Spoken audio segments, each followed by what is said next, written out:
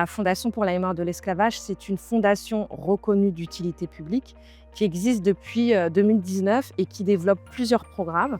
Le programme Culture, Patrimoine, le programme Recherche, le programme Citoyenneté, Jeunesse et Territoire et le programme Éducation. Et en tant que directrice de la Fondation, je dois faire en sorte que ces 5 programmes soient développés et portés auprès des jeunes et auprès du grand public.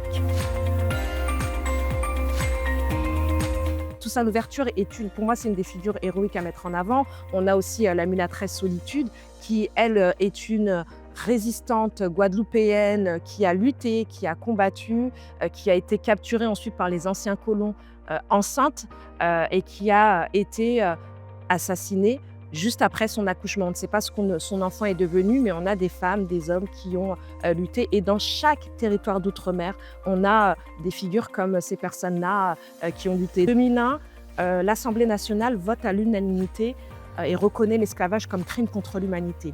Avant cette loi, on évoquait beaucoup l'abolition et on parlait très très peu des résistances. On ne mettait même jamais en avant le fait qu'on ait des personnes qui avaient été mises en esclavage et qui ont toujours résisté. Et ça, je pense que c'est important de le dire parce que dans toutes ces révoltes, il y a eu à chaque fois des figures, des femmes et des hommes héroïques qui ont lutté.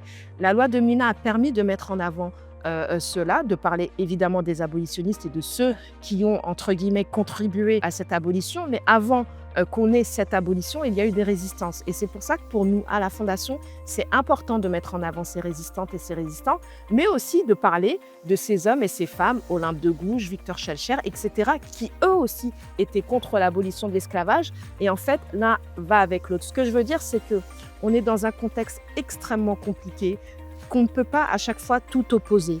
Oui, on a nos résistants et on a eu le marronnage, mais oui, on a eu aussi des femmes et des hommes blancs qui étaient contre l'esclavage. Et c'est parce qu'il y a eu ce socle commun, qu'on a réussi à avoir aussi cette abolition.